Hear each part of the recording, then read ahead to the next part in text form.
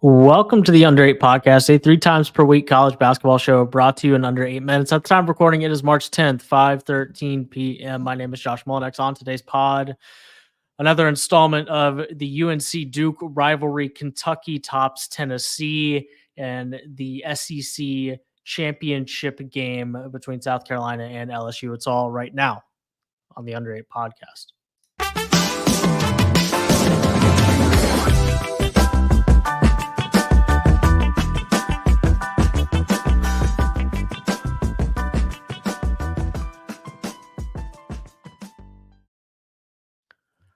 Josh Doering here with me. UNC 84, Duke 79, Josh, and UNC gets it done again against the Blue Devils this season. With RJ Davis and Armando Bacot scoring 18 points on 8 of 23 shooting. Which we kind of go back to this conversation of, do they need RJ Davis to score 25?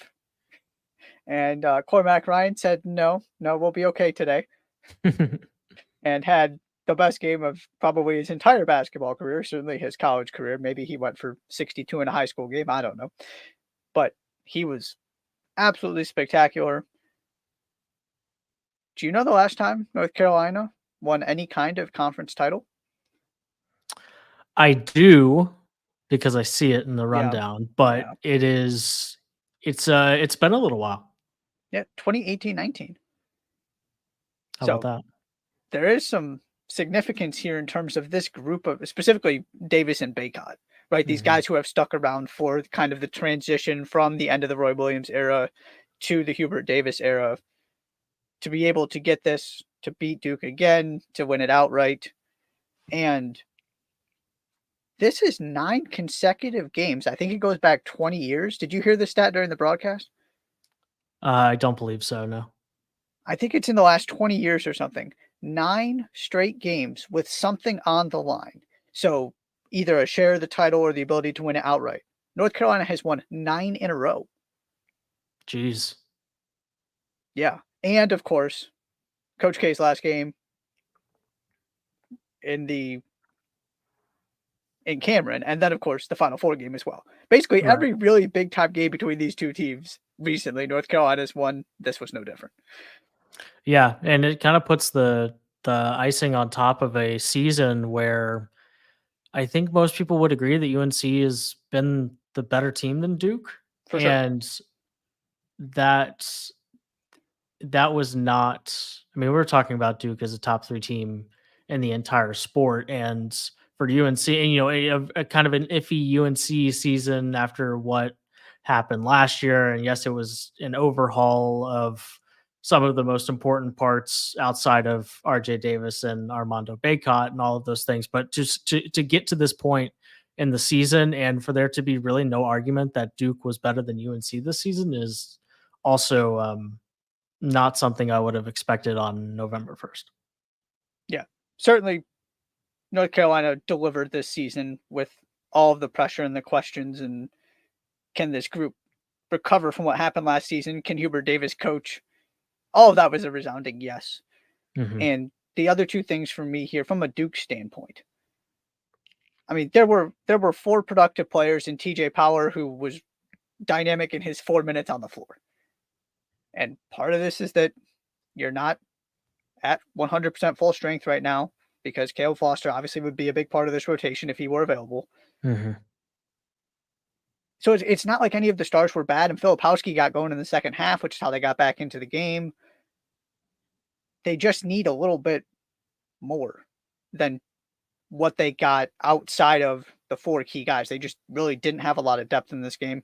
And then from North Carolina, a little Kansas-y. It's a little Kansas-y. Exactly. Yep. For different reasons. Yes. And part of it is, I mean, and Kansas has some in and out injury stuff, but Kansas has some proven mid-major talent that they were hoping would hit better than it has.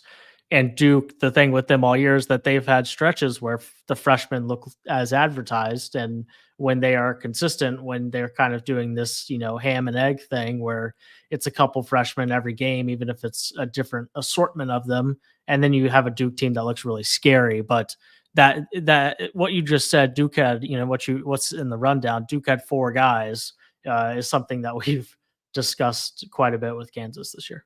Yeah, and Mark Mitchell at times has been the best player on the floor. So it's not like right. That's where the difference between them and Kansas is Kansas, it's the same 4 guys, and it's pretty much the same story every game. Where Duke has had some good, some bad. Sometimes where they get contributions from a bunch of different players. Sometimes where it's a game like this. But that was from a statistical box score standpoint. That's what stuck out to me. And then the other part of this from North Carolina, you combine this with what else happened this weekend. That number 1 seed is there for the taking. If they can go then, and let's just say they get Duke again in the ACC championship game and beat them for a 3rd time. This obviously also depends on what happens in the other tournaments, because if Tennessee wins the SEC, maybe this turns back in their direction and they can hold on to that 1 seed. But it's all of a sudden coming together here. That door is open for that final number 1 seed. And North Carolina, as of right now, is in, to me, as good a position as anybody, because I like their chances of winning their tournament in addition to what they've already done this season. Indeed.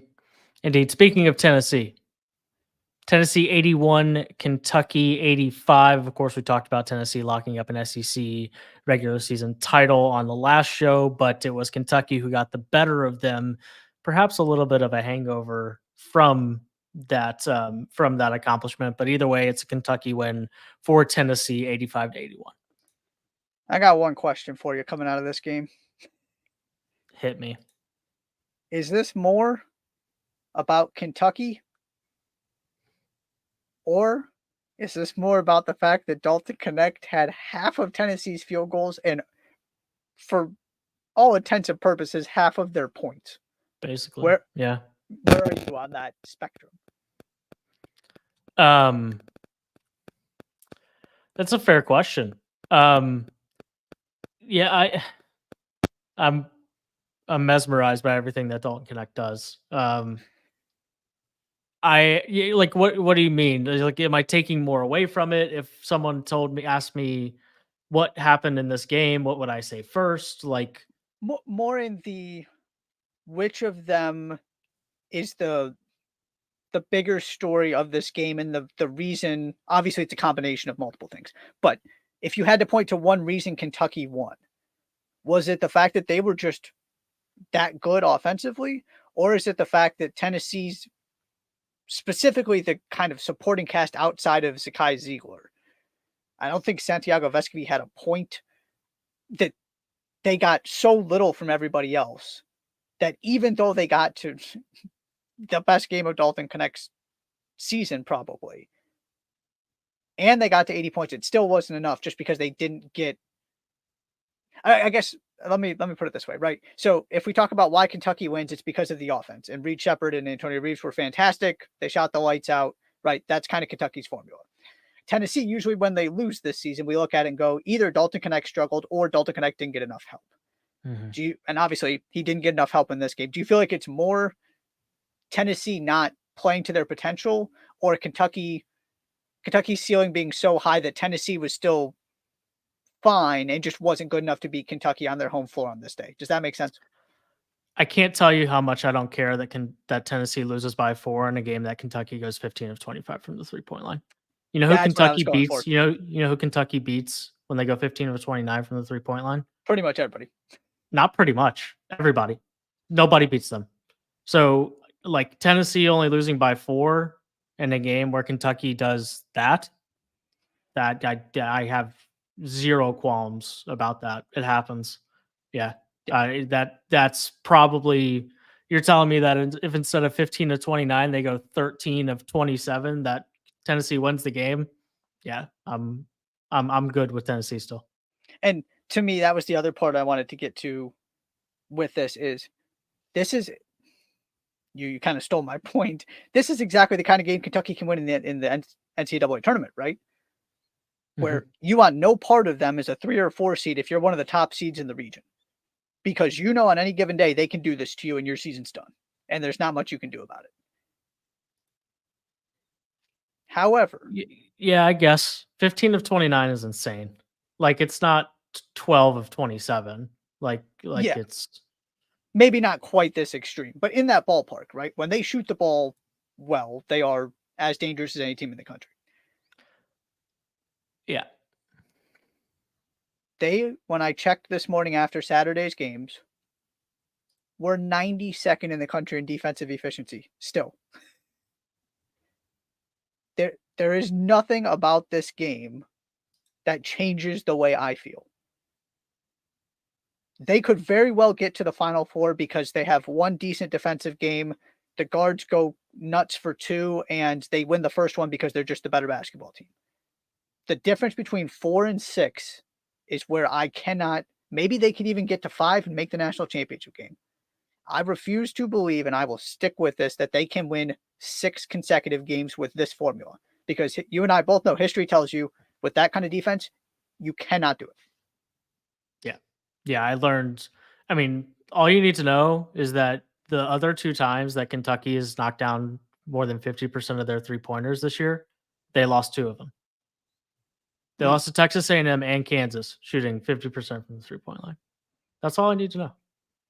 They won this game, but the other couple times, they did not do enough defensively to win to win those games, and they almost, excuse me, they're 2-2. They did it 4 times. And the other time, oh, I clicked on the wrong thing. Never mind. Take that back. That was 3-point attempt percentage. Never mind. I take that back. Yeah, Kentucky doesn't play enough defense to make the national championship. Every single second of college basketball history suggests just that. So, like, you're right. They could go to the Final Four. If you told me they were going to be in the lead at the under 8 of an Elite 8 game, sure, I'd believe that too. But I would be very surprised if they do what they need to be. It could be very similar to Miami. It could be very similar to Miami. That's what Miami did last year. They just went crazy and got to the Final Four, but it was clear that they weren't balanced enough to win a national championship when they got there. Great analogy. Last but not least, anything else on Kentucky, Tennessee? No, that was all. I'm with you. To me, there's not that much to take away. Great win for Kentucky. They're playing really, really well. Still don't have the formula. Last but not least, on the women's side, SEC tournament final. There's about 15 seconds left, at least according to my ESPN box score. But South Carolina, a 7-point advantage at this point. So I'm going to continue on and hope that lead stays at least 1 point, and that they win in regulation. A bit of a hiccup towards the end of this game. Some pushing and shoving. Some seemed to be I don't know if it was a family member or somebody clearly trying to go to bat for one of the players, jumped onto the floor. Don't love that, but looks like South Carolina is going to hold on against LSU, maintain their perfect season, and tack on along with that SEC regular season title, a tournament title as well.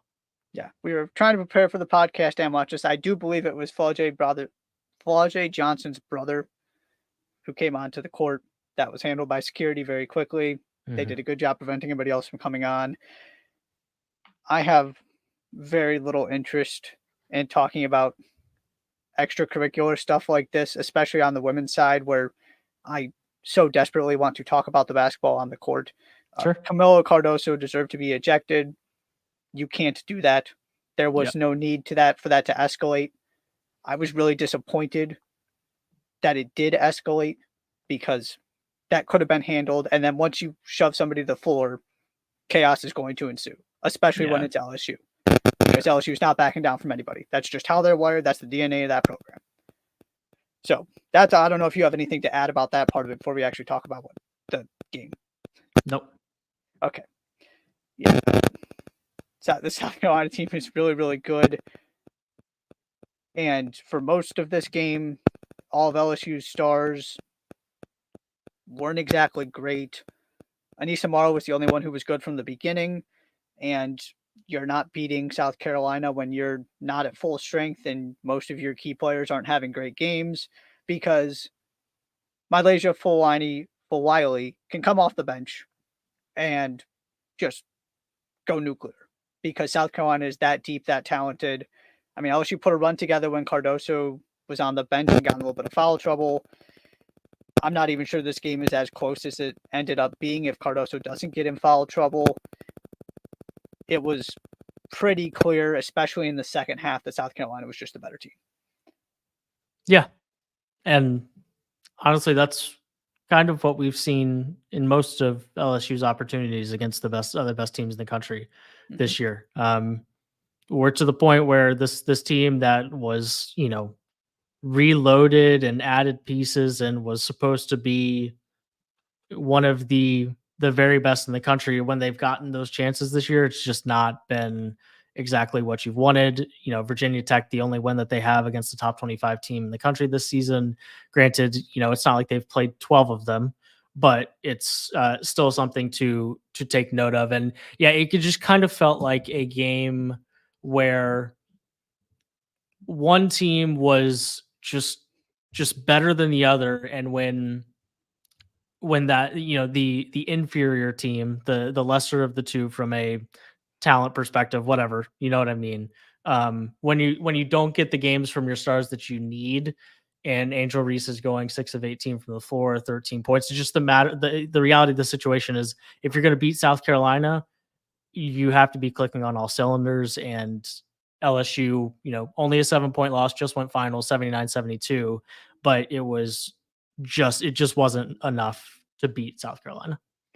Yeah. Two other things real quick. If Paul Wiley keeps this going, and this is going to be a thing for the NCAA tournament, that might be that extra piece they need to make sure what happened last year doesn't happen again. I mean, she was spectacular, and she is electric. That she can come in and change a game. She can save a game if they're struggling.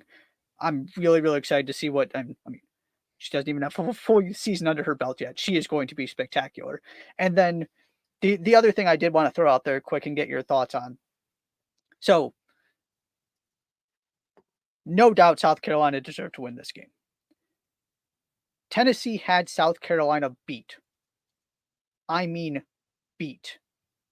I don't know how nobody ran at Cardoso when she caught the ball. They missed 2 free throws right before that, or else the game definitely would have been over. It was one of the more remarkable wins I've ever seen, considering the situation with 1 point whatever seconds it was left.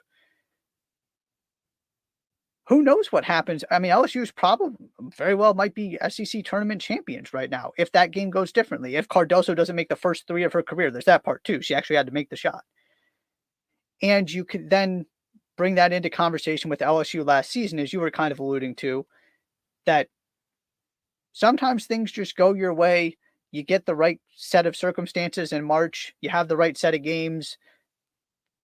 LSU had somebody come off the bench in the national championship game and was absolutely fantastic. Mm-hmm. Things happen. This is why you can't put a lot of stock, and I'm going to say this again because we're now here, in these short-term single elimination tournaments, because things happen. LSU was not the best team in the country last season. They have more talent this season, but it hasn't exactly come together. South Carolina was awesome last season. They're awesome again this season. They're the best team in the country, hands down. That doesn't change if they don't win the national championship. I was just thinking about this in the context of how this SEC tournament played out, because they were deserving champions based on the championship game. And also, they should not have been in the championship game. They had to have so many things go right to even get there. But that's what happens sometimes. They kept playing. They made the plays. They broke Tennessee's hearts, and here they are as SEC tournament champions again. Yeah, I mean, yeah, I don't have to add to that. I mean, the better teams get lucky more often. That happens because absolutely. they're better. Yeah. But yeah, I mean, it certainly wouldn't have made me feel any different about South Carolina had they lost that game. No, exactly. Right. They lost to an SEC team finally. Right. It happens. That's my point. Yeah. Anything else? Want to run through some things real quickly. Also, congratulations, Notre Dame, Iowa. Iowa survives in overtime. Notre Dame gets an ACC tournament championship. We need to do more of this. Let's retire numbers on senior night. Now, I know there aren't many people who can get that honor. Obviously, Zach Edey is very much deserving and is not your typical college basketball player with your typical college basketball career. But I thought that was really cool. Did you see that? Mm-hmm. That why not just, no, it only applies to certain people. but obviously he's going to have his number retired. Just do it so he gets to see it and gets to celebrate that with everybody in his final game. Really, really big fan of that. And then finally, shout out to the Drake Bulldogs. We've been talking about this on this podcast. I just love this program.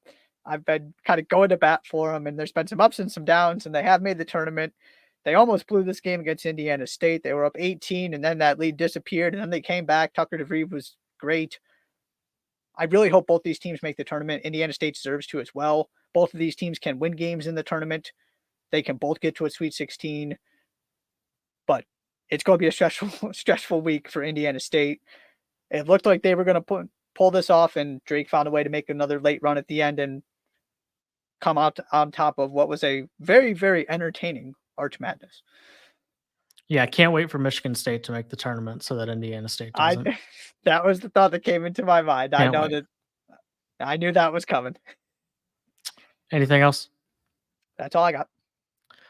Under 8 podcast, Sunday, March 10th. It is 5:34 p.m. Be sure to subscribe to the podcast wherever you listen to your shows. Follow the Under 8 Pod on Twitter. Subscribe on YouTube. Thank you so much for being here. We will see you next time.